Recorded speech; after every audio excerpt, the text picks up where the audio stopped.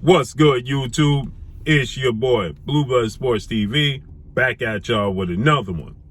So, former multi-division world champion, Puerto Rican superstar, iconic, legendary Hall of Famer, Felix Tito Trinidad.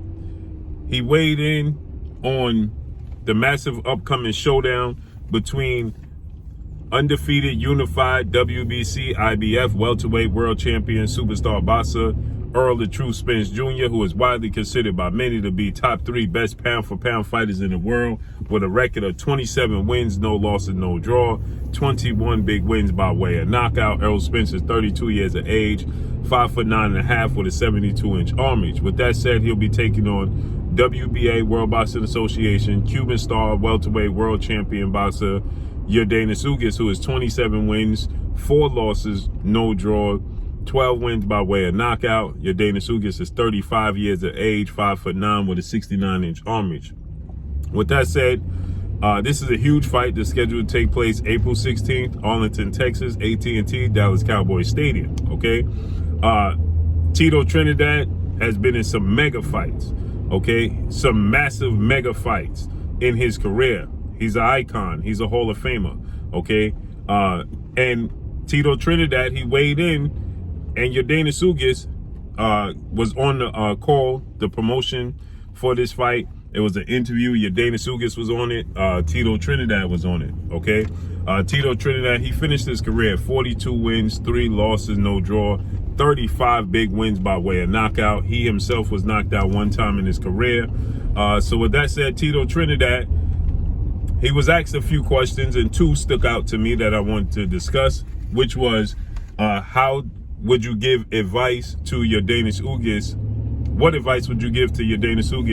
How would you teach him to beat Errol Spence Jr.? And would you yourself beat Errol Spence Jr.? In which Tito Trinidad, he stated that he would absolutely beat Errol Spence Jr. The 1999 version of myself would absolutely beat Errol Spence Jr. I know exactly how to beat Errol Spence Jr. and what punches does it take to beat Errol Spence Jr. And he stated that YORDENIS has to stay aggressive, take what Errol Spence is giving him, but at the same time still stay aggressive, okay? So be disciplined in your approach, take what he's giving you, but still be aggressive, okay? And he stated that the biggest thing, he said that the 1999 version of himself would beat the 2022 version of Errol Spence, or any version of Errol Spence for that matter. And he stated that he sees that Errol Spence is susceptible to an uppercut. Okay, so he said the jab obviously is the key, and he said the uppercut. So he said that, you know, Tito Trinidad, somebody obviously with big power. In 44 fights, he got 35 knockouts. So he clearly has a lot of power, okay? Excuse me, in 45 fights, he has 35 knockouts. So 10 of his fights didn't see him get a knockout, and 9 in which, you know, he saw it go to a decision, because the 1 of the 10, he was knocked out himself. So with that said, he said the uppercut, you know, and then he stated that one of the big fights that he wished happened was obviously a fight that people fantasize about between himself and retired, legendary, iconic, superstar, Hall of Fame boxer and Floyd Money Mayweather Jr., in which obviously he's confident in his abilities, and he believes he would have beat Floyd Mayweather Jr. Tito Trinidad, he finished his career with 2 losses, okay? Back-to-back losses to Winky Wright and to Roy Jones Jr., okay? Tito Trinidad has always had issues with big, strong, technically skilled, defensively sound boxers, okay? He lost to Winky Wright. He lost to Bernard Hopkins, okay? He lost to Roy Jones Jr. Now, Roy Jones Jr. is a freak of nature. He's the most athletically gifted boxer I've ever seen grace the squared circle, okay? Tito Trinidad last fought in 2008. So he stated that he would beat Errol Spence. But again, he's always struggled with technically sound, big, defensively sound, disciplined fighters, okay? The Winky Wright fight, the Bernard Hopkins fight, and I thought he lost the fight with Oscar De La Hoya. I thought Oscar De La Hoya let off the gas in the second half of the fight, but he was getting a boxing lesson in the first half of the fight, okay? And that was a highly anticipated, massive unification showdown. And again, Oscar De La Hoya, a big, skilled, sound, defensively sound boxer, okay? And Trinidad, he struggled with that style of Oscar De La Hoya's. And so I know people are going to look at Trinidad as a legend. He is. He's an icon. He's a Hall of Famer. Knockout artist, heavy hands, but he made a lot of mistakes, okay? Trinidad was very front foot heavy. He put all his weight on his front foot. He got dropped a lot of times in his career, and he wasn't the most flea-footed guy.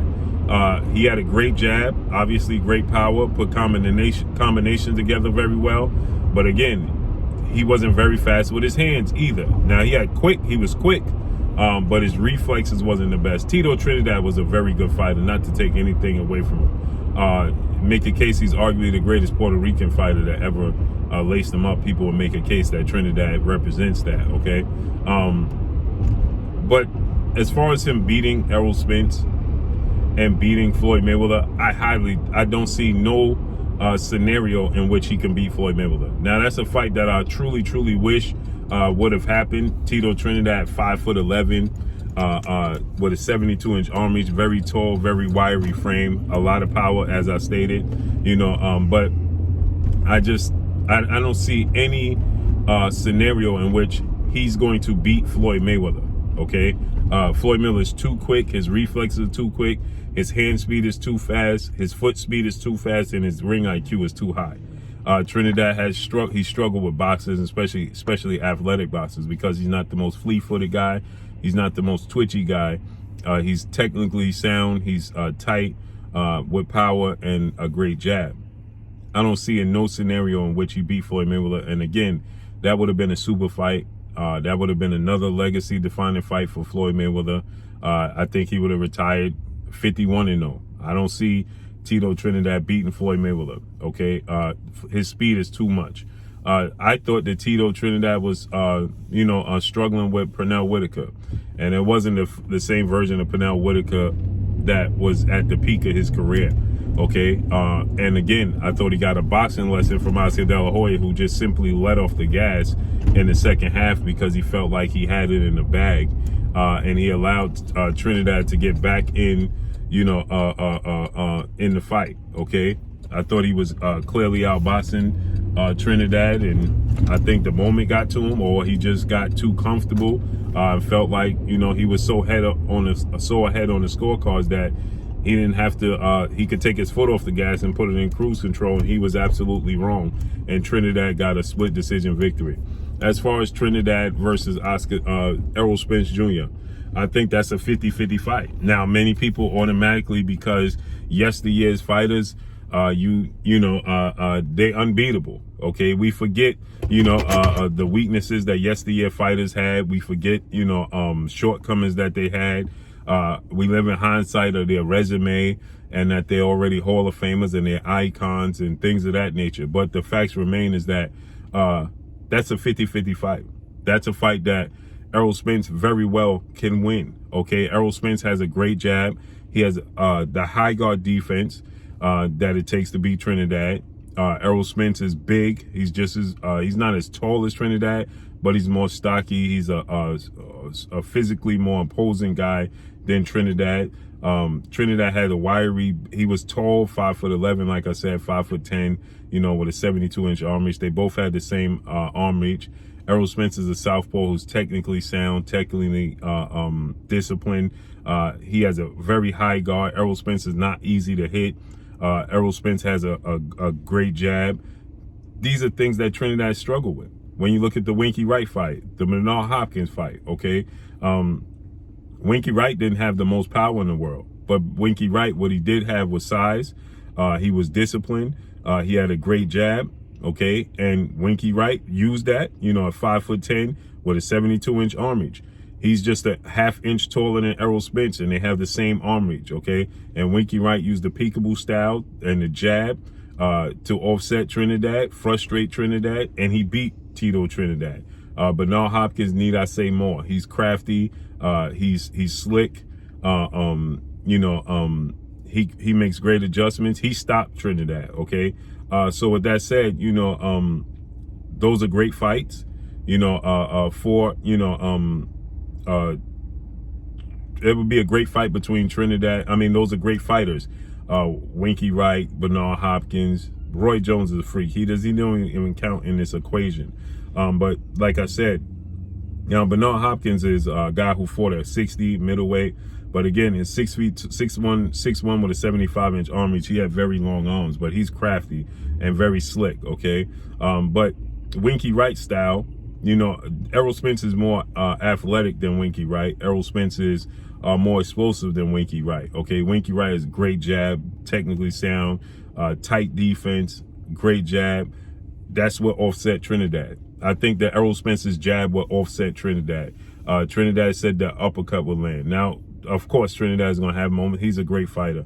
He's going to be effective with what he does well, but at the physical nature of Errol Spence on the inside. Now, of course, if Trinidad catch Errol Spence clean, it could be good night because he have that type of power, okay? One punch knockout power, but he's shown to have a weak chin as well, and he get dropped in a lot of his fights, dropped by jabs, so I wouldn't surprise me to see Errol Spence drop Tito Trinidad as well. So it would be a great fight. I don't know how much he would, the uppercut would be effective against Errol Spence, like he stated. Errol Spence is a southpaw with very long arms as well. And the jab, Errol Spence has a great jab and great timing, and that's what offset Trinidad, okay? And he's a counterpuncher, right? Trinidad wasn't somebody. Now, he was aggressive. He did have fast hands, but ultimately he had that game-defining power, okay? Game-changing power. And so I think it's a 50-50 fight that I could see Errol Spence winning, and I could also obviously see Trinidad winning. But obviously, that's in yesteryear. That's not going to happen as a fantasy matchup. He gave Yordenis Ugas the tips. Yordenis Ugas is not somebody with a lot of power. Yordenis Ugas is void of a lot of power. In 31 fights, Yordenis Ugas has 12 knockouts. So he's clearly not a big puncher. Now, he's big. He's a 5'9" with a 69-inch arm. He's a physically strong guy, but he doesn't have a lot of knockout power. And so I don't know how much respect he's going to garner from Errol Spence.